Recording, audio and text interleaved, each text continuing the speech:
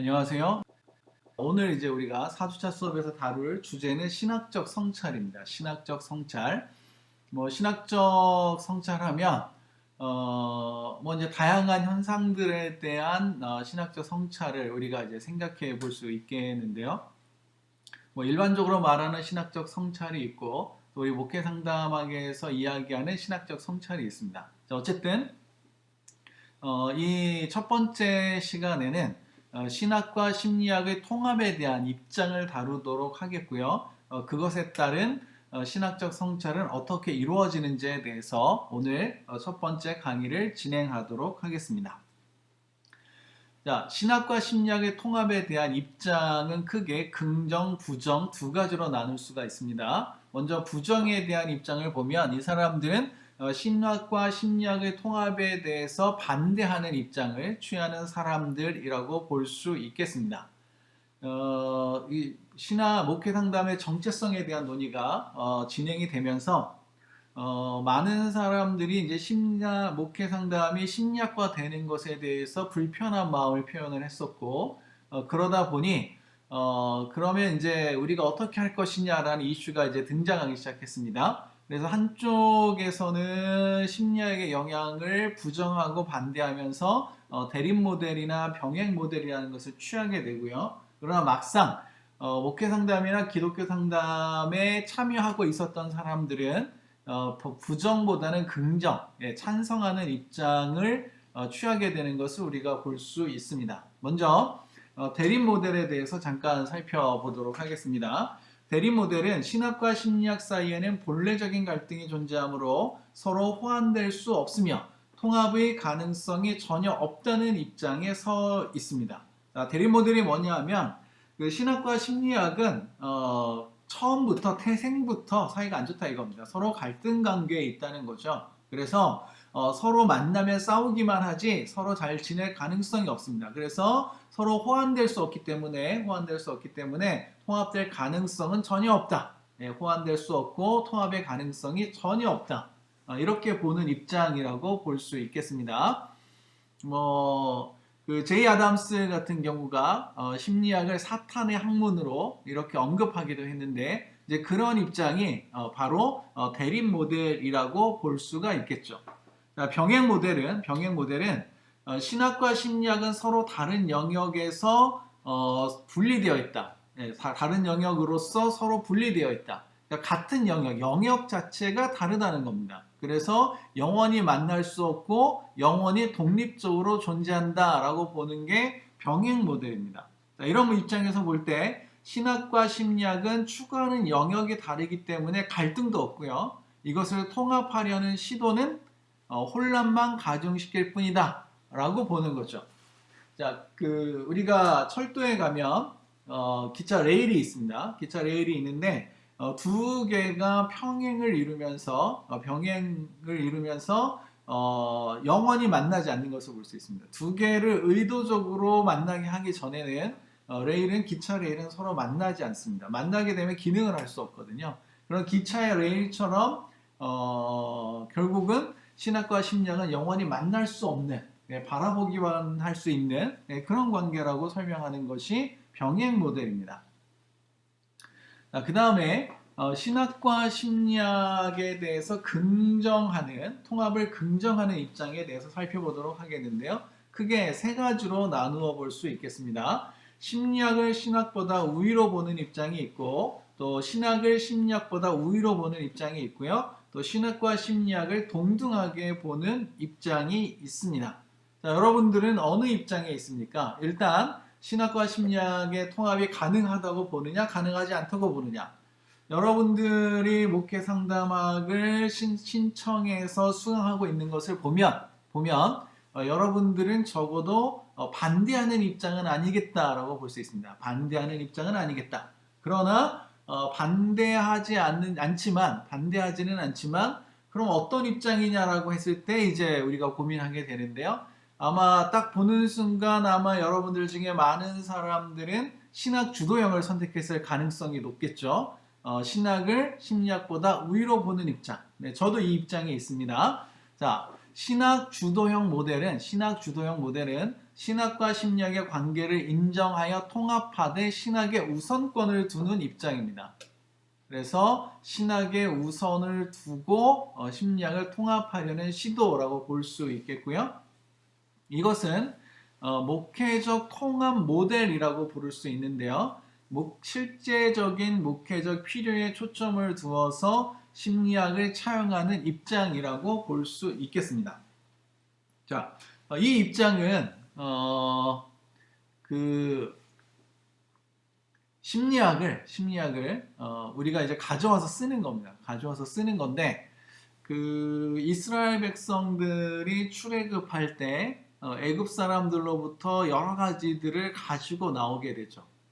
네, 이걸 이제 어떤 학자는 탈취했다라고도 표현하는데 탈취적 입장이라고 설명하는 사람도 있습니다. 우리는 가지고 있지 않지만 심리학이 가지고 있는 그것을 우리가 가지고 와서 우리가 사용하는 거죠.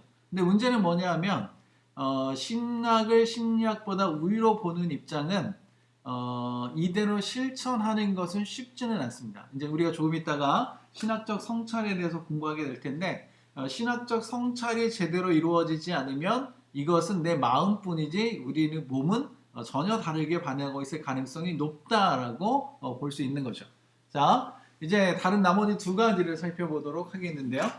심리학을 신학보다 우위로 보는 입장을 살펴보도록 하겠습니다. 자, 심리학 주도형 모델이라고도 하는데 이것은 신학과 심리학 사이에는 상당한 부분에 걸쳐 공통적인 요소가 있다고 봅니다. 그렇지만 신학보다 심리학을 우선시하여 심리학이 심리학에 종속되어 있는 모습을 취하게 됩니다. 자, 이 입장은 과거에 심리학이 처음 기독교 안에 들어올 때 이제 어떤 목회적인 필요에 의해서 심리학을 사용하게 될 때 그냥 거기에 그 입장을 취했던 것 같습니다. 그냥 거기에 처해 있었다고 하는 게 더 맞겠죠. 자, 신학에는 자원이 없다고 생각을 했고 심리학에 보니 자원이 있었고 그래서 그 자원을 가져오는 입장에서 뭔가 그것은 더 우월하고 우리가 더 열등한 것처럼 느껴질 수도 있고 미처 다른 걸 생각하지 못하고 심리학을 가져올 가능성도 여전히 남아있는 겁니다. 네, 그렇게 남아있는 거죠. 그래서 우리가 누군가를 너무 좋아하게 되면 누군가에게 반하게 되면 나도 모르게 그 사람에게 종속되는 경향이 생기게 되는데 바로 이 입장이라고 볼 수 있습니다. 내가 없는 것을 가지고 있고 그런데 너무 좋아 보여요. 그러니까 나도 모르게 심리학 우선주의로 우리가 심리학을 사용하는 사람이 될 가능성이 있다는 거죠. 이게 이제 목회 상담의 초기의 모습이라고 보시면 되겠습니다. 자, 그러다가 그 정신을 차려 보니까 그런 것 같지는 않아요. 너나 나나 내가 너는 좋지만 너도 존중하지만 나도 그렇게 나쁜 사람은 아니야. 라고 하면서 동등한 입장을 이제 또 취하게 되겠죠. 그래서 이 모델은 하나님께서 모든 진리의 창시자이기 때문에 신학과 심리학은 통합될 수 있다는 입장을 취하는 겁니다. 그래서 우리가 특별계시로서의 성경과 자연계시를 자연계시와 특별계시를 모두 다 인정하는 동등하게 인정하는 입장이라고 보실 수가 있는데 자, 이런 입장에서는 신학과 심리학이 통합되어 상호간의 부족한 부분을 서로 보완해주는 결과를 가져온다고 봅니다. 그러나 이것도 역시 그렇게 쉬운 건 아니다 라고 여러분들이 보시면 되겠고 그러다가 어쨌든 이제 이런 세 가지 입장이 이제 긍정적인 입장으로 볼 수가 있겠고 이따가 신학적 성찰과 관련돼서 좀 더 상세하게 설명하도록 하겠습니다.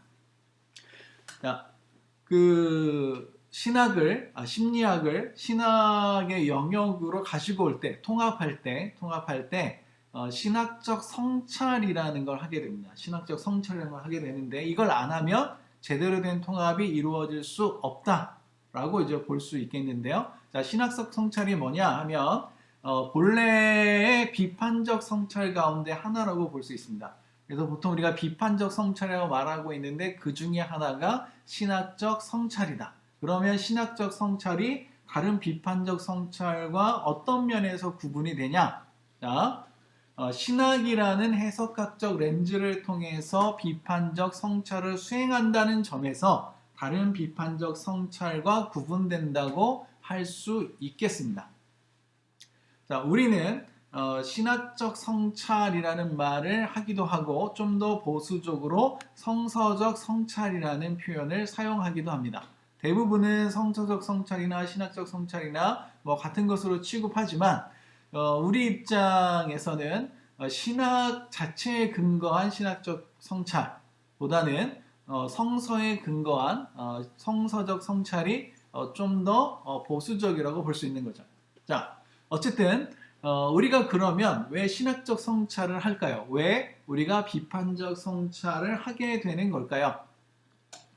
자, 비판적 성찰을 하는 목적은 성찰 대상을 믿을 수 없는 것으로 만드는 것이 아니라 그것을 진지하게 취하기 위해서 비판적 성찰을 하게 되는데 토마스 오든이라는 사람이 이렇게 말하고 있습니다. 토마스 오든은 목회 상담의 신학적 정체성에 대해서 중요하게 생각했던 사람입니다. 물론 초기에 이 사람은 심리학을 신학의 영역으로 진지하게 또 어떤 면에서는 생각 없이 가지고 오기도 했던 사람입니다.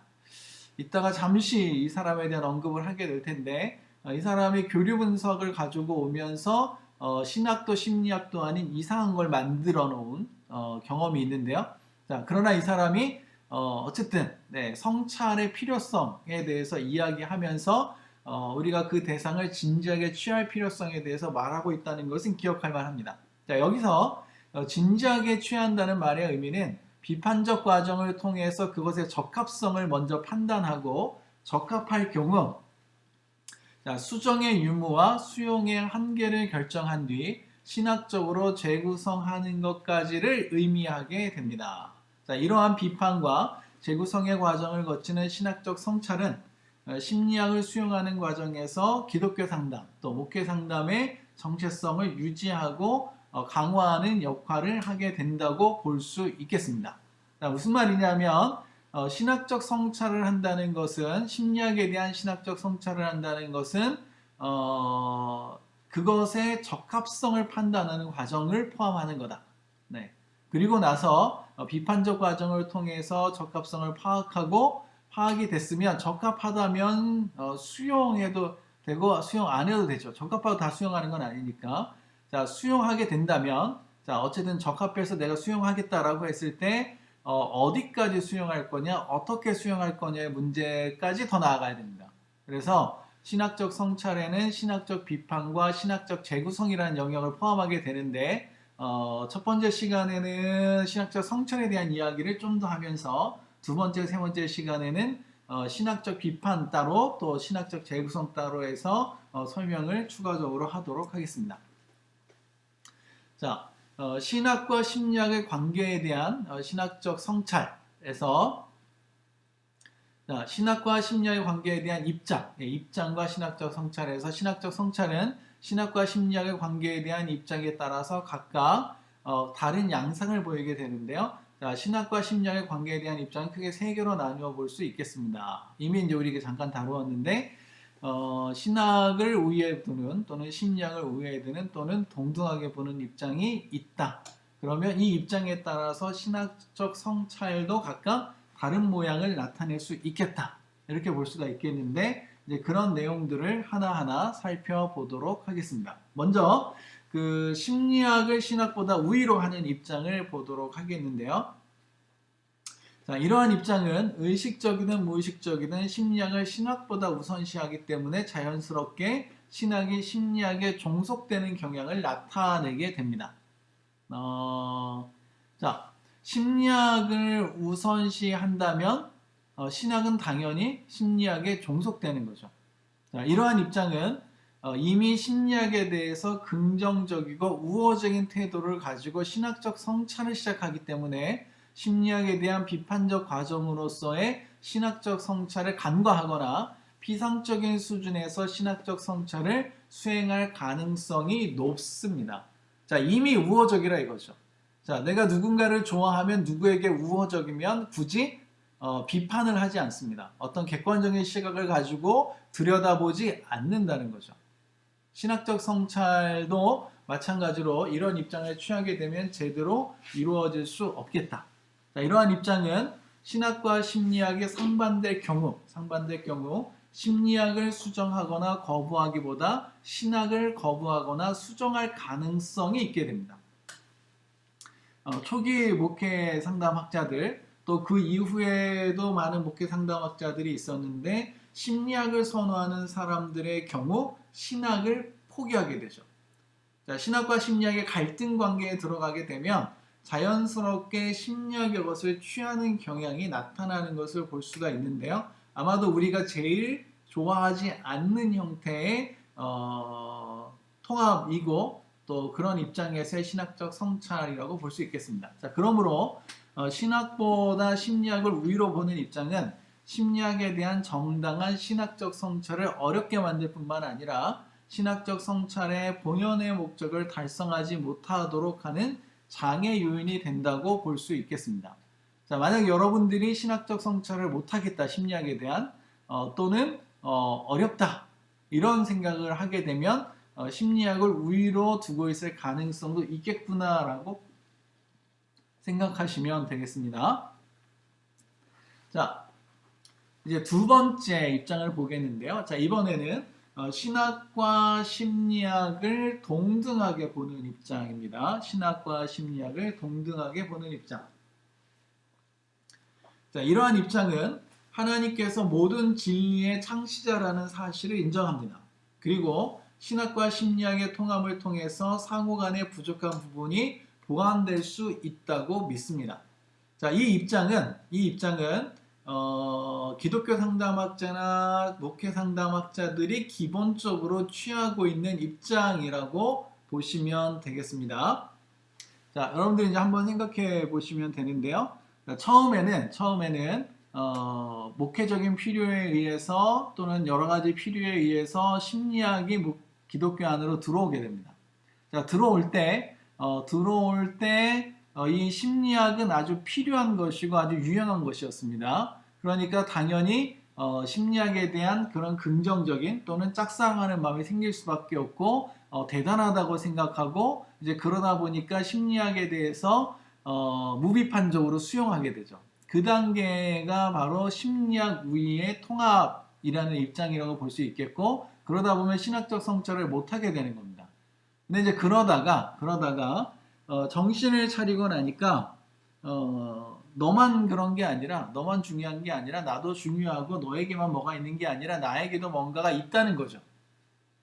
그래서 너와 나는 동등하다라고 생각을 하게 됩니다. 그리고 이 입장에서는 말씀드린 것처럼 자연계시와 특별계시가 같은 위치에 처하게 되는데 자, 그럼 뭐가 문제가 되냐면 그 상호 존중이라는 거예요. 상호 존중. 자, 신학과 심리학의 상호 존중으로 인해 심리학에 대한 비판을 어렵게 만들고 신학의 상대화로 인해 심리학을 비판하기 위한 잣대로서의 신학의 역할을 상실하게 됩니다. 자, 내 정체성을 이제 회복하려고 했습니다. 내 정체성을 회복하려고 했는데 신학의 정체성을 회복하려고 했는데 동등하게 봐버리고 나니까 내가 적어도 심리학을 비판할 자격은 없게 되는 거죠. 자, 결국 이러한 입장에서는 심리학에 대한 비판적 성찰이 제대로 이루어질 수 없고요. 잘못하면 신학과 심리학이 융합되어서 신학의 변질을 초래할 수도 있습니다. 네, 제대로 이루어질 수 없다는 거죠. 그래서 그 신학과 심리학을 동등하게 보는 건 목회 상담을 하는 사람들의 필연적 모습일 수도 있겠다 생각은 들면서도 그러나 이렇게 보는 것이 결국은 우리 신학적 정체성을 훼손하게 되는 것은 아닌가라는 생각을 이제 자연스럽게 하게 됩니다. 자, 좀 더 실제적인 문제는 이러한 입장에 있으면 심리학에 대한 신학적 성찰의 필요성 자체를 잊을 수 있다는 거죠. 상대적이라는 말은 상호 존중이라는 말은 수용입니다. 기본적으로. 그래서 굳이 반대할 필요도 없고 비판할 필요도 없고 너는 너고 나는 나로 존재하게 되는데 이 신학과 심리학의 통합 입장에서는 동등하게 볼 뿐만 아니라 상호 보완적이 될 수 있다는 입장을 취하고 있습니다. 신학과 심리학의 통합을 당연시하기 때문에 신학적 성찰 없이 신학과 심리학을 대등하게 통합하려고 할 수 있고요. 이러한 입장은 첫 번째 입장과 마찬가지로 신학적 성찰의 목적을 달성하는 데 어려움을 겪을 수 있다라고 말할 수 있겠습니다. 자, 이제 세 번째 입장으로 가보도록 하겠습니다. 자, 심리학보다 신학을 우위에 두는 입장입니다.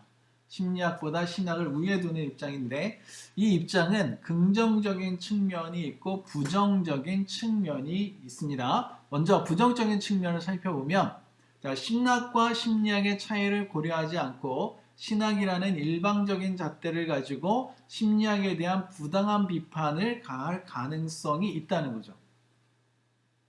자, 이러한 현상은 심리학에 대한 신학의 절대적 우월감과 심리학에 대한 근거 없는 불신이 원인이라고 할 수 있겠습니다.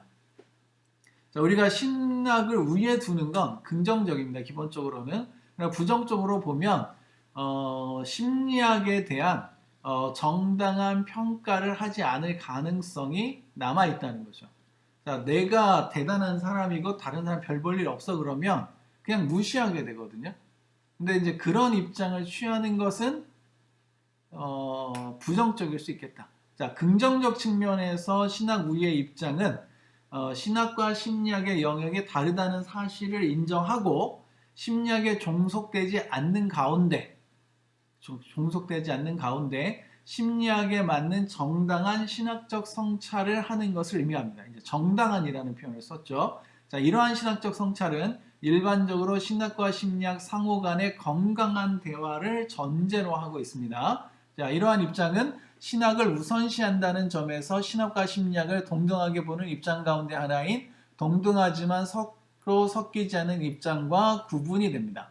자, 우리가 신학적 비판을 할 때 심리학에 대한 정당한 비판을 해야 된다고 이제 주장하게 되는데, 이것은 그 신학을 우위로 보는 입장에서 가능한 것이라고 볼 수 있겠습니다. 자, 어쨌든 이러한 입장의 신학적 성찰에서 우선적으로 이루어져야 하는 것은 심리학의 철학적 전제에 대한 신학적 성찰이라고 볼 수 있겠습니다.